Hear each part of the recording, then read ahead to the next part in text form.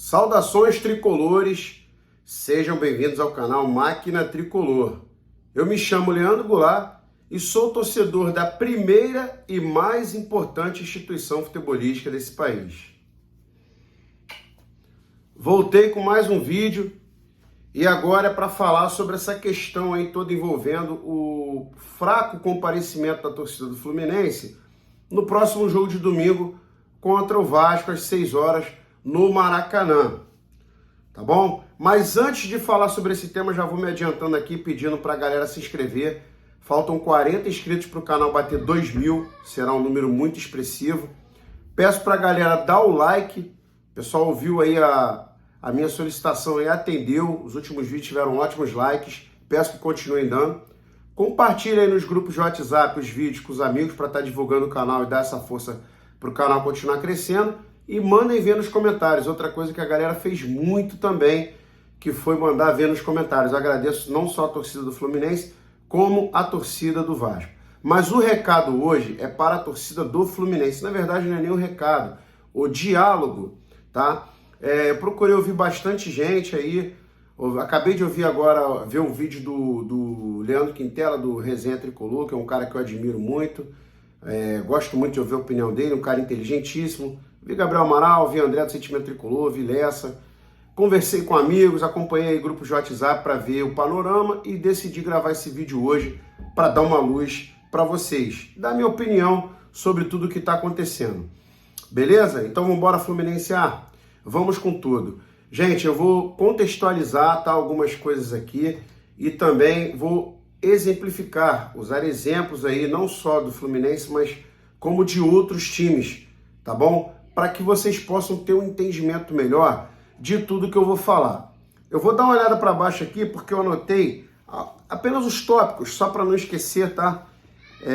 Vocês sabem que eu não faço as coisas aqui com pauta, com como é que é o nome daquilo? Roteiro, essas coisas, não faço nada disso. E as coisas estão aqui e eu vou falando. O Frederiquinho tá ali do lado de fora chorando porque ele quer a minha atenção. É muito difícil gravar os vídeos, vocês não sabem, não fazem ideia. Para mim é um alívio quando eu gravo o vídeo na rua caminhando, porque eu fico tranquilo, eu não fico agoniado. Ver meu filho chorando é complicado, me parte o coração. Mas vamos lá, vamos tentar aqui elucidar toda essa situação aí, até para que o torcedor do Fluminense não se cobre, ou não fique cobrando um amigo, não se sinta culpado. Primeiro de tudo, gente, a relação dos torcedores aqui no Brasil para com seus clubes não é esse mar de rosas que a torcida do Vasco, por exemplo, está querendo criar, tá? Tá querendo vender essa ilusão.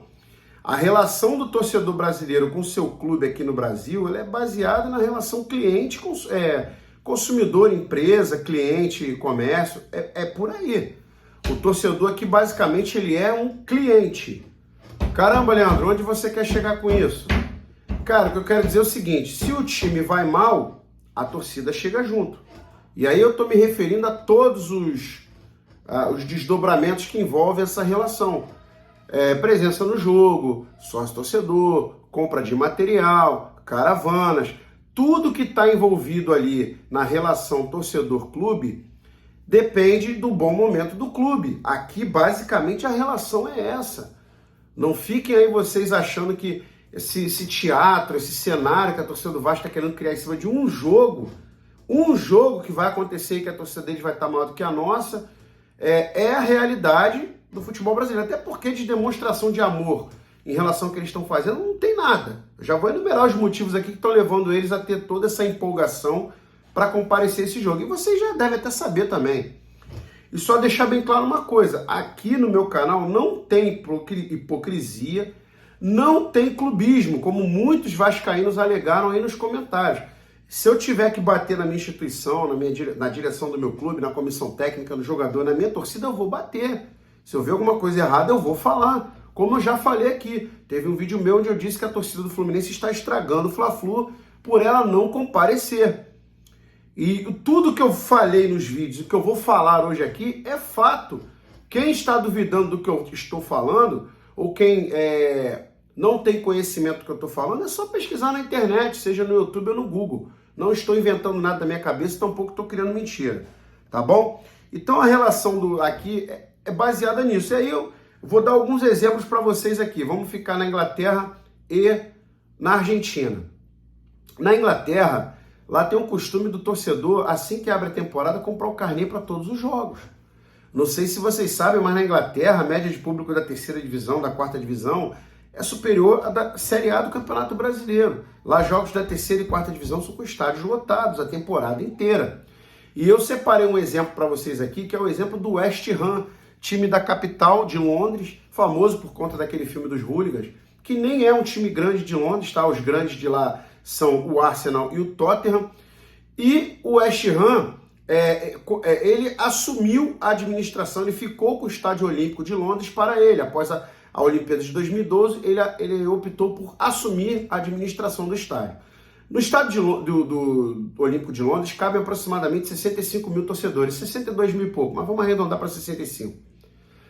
Eles lotam todos os jogos, como eu falei, eles compram o carnê para o jogo o ano inteiro, as torcidas da Inglaterra, e existem hoje 55 mil torcedores do West Ham na fila para tentar comprar carnê para assistir os jogos. Vocês imaginam isso aqui no Brasil? A torcida do Flamengo, né, que de 2019 para cá tem lotado todos os jogos praticamente, no início do ano passado, quando tomou umas pancadas, inclusive perdeu para a gente na final do Campeonato Carioca, não conseguiu colocar nenhum público acima de 40 mil na primeira fase da Libertadores, cara. Aí começou a encher a partir das oitavas. Tomou porrada, o momento do time não era bom, a perspectiva para a temporada não estava se desenhando boa. O que aconteceu? É só puxar os públicos aí dos 3 jogos da primeira fase. Beleza? Outro exemplo que eu vou trazer aqui vem da Argentina, no Nueva Chicago. É um time de Buenos Aires, não é grande, muitos aí nunca ouviram falar nesse time. E podem procurar na internet, tem um vídeo que eles vão jogar no estádio do Independiente. É no antigo, não é nesse novo não. Era o Doble Viceira, tá? Eles demoliram o Doble Viceira e construíram um novo que se chama Libertadores da América. Era o último jogo da rodada, o Campeonato Argentino ia acabar e eles já estavam rebaixados. E o que a torcida fez? Compareceu em peso no estádio do Independiente para se despedir do time na Série A, porque ele ia jogar a Série B, a segunda divisão. E eram 10 mil torcedores do Nueva Chicago aproximadamente, e não tinha nem 5 mil no Independiente, era a última rodada e não valia nada. E a torcida do Independiente aplaude a do Nueva Chicago, e os comentaristas, né, o pessoal da narração, exalta muito isso que a torcida do Nueva Chicago fez. Você imagina isso acontecendo aqui no Brasil? Não imagina, né? Aí vamos para 2017, Flamengo e Independiente, final da Copa Sul-Americana, onde o primeiro jogo foi em Avejaneda, já no novo estádio do Independiente. Lembrando que, segundo a Globo, o Flamengo tem 40 milhões de torcedores. É a maior torcida do país. A Globo diz que o que o Flamengo tem de torcida, a Argentina tem de população. Chama o Flamengo de nação. Beleza. O Independiente reservou 5 mil lugares para a torcida do Flamengo no seu estádio. Quem está assistindo o jogo é a bandeja superior do lado esquerdo de quem está vendo a transmissão. Sabe quantos torcedores do Flamengo foram? 450 e pouco. Independiente reservou 5 mil lugares. Independiente ganhou o jogo de 2-1 de virada. No jogo da volta, aqui no Maracanã, o Flamengo reservou 4 mil lugares para torcedores do Independiente. Sabe quantos torcedores vieram deles? 12 mil torcedores deles vieram para o Rio de Janeiro. Aí você vai falar, caramba, eles invadiram o Maracanã? Não, eles não invadiram o Maracanã. Eles sabiam que não ia entrar, mas viajaram para demonstrar apoio ao seu time. Haviam cerca de 12 mil torcedores do Independiente aqui e os 4 mil lugares separados para eles no estádio foram ocupados. Lembre-se, estou contextualizando para chegar no objetivo que eu quero. Próximo exemplo foi recente agora, Vélez Sarsfield tomou de 4-0 no jogo de ida contra o Flamengo, lá no seu estádio, no José Amalfitani. Tomou de 4-0, o Vélez também separou uma bandeja enorme para a torcida do Flamengo e foram cerca de 1.000 torcedores. E aí, quem ia imaginar que ia vir algum torcedor do Vélez para o Brasil? Pois é, vieram 4 mil torcedores do Vélez, eles esgotaram os ingressos destinados a eles no Maracanã. Muitos torcedores do Fluminense que queriam dar o seu apoio nem puderam, eu fui um deles, porque eu não consegui ingresso. O diretor da Barra Brava deles, da pandilha de Liniers, tentou arrumar um ingresso para mim, mas não conseguiu. Ligou na minha frente para o vice-presidente do clube, ou para o presidente, não me recordo, tentando arrumar um ingresso, em gratidão à ajuda que eu dei organizando o evento lá para eles em Laranjeiras e também em gratidão ao que eu promovi, que foi levar cerca de 20 e poucos torcedores do Vélez ao próximo jogo do Fluminense, que seria no sábado. Ele não conseguiu, me pediu desculpas, eu falei, irmão, não tem problema. E os caras colocaram 4 mil torcedores aqui no Rio de Janeiro após tomar de 4-0. Após tomar de 4-0. Vou usar mais um exemplo. Vocês se lembram de 2012, quando a torcida do Fluminense, na primeira fase da Libertadores, colocou 5 mil torcedores na Bombonera? Foi a maior invasão estrangeira da Bombonera. Quem for lá na Argentina pode ir lá no Boca e perguntar. Eram 3.500 lugares que eles reservaram, só que a torcida do Fluminense foi em muito mais número e eles abriram mais um pedaço da bandeja para que a torcida do Fluminense fosse. O Fluminense colocou mais torcida lá do que a torcida do Palmeiras colocou na final da Libertadores, ou melhor, na semifinal da Libertadores de 2020 contra eles. E também, não, 2020 foi uma que o Palmeiras foi eliminado, não me recordo agora. E que o Corinthians colocou na final do mesmo ano de 2012 contra eles. A torcida do Fluminense colocou 5 mil. E agora vamos começar a entrar no tema aqui. Vamos ferver o caldeirão. Quantos torcedores a torcida do Vasco colocou contra o Racing em 2018 lá no Cilindro Mágico de Avejaneda, pela Libertadores de 2008? Fala aí.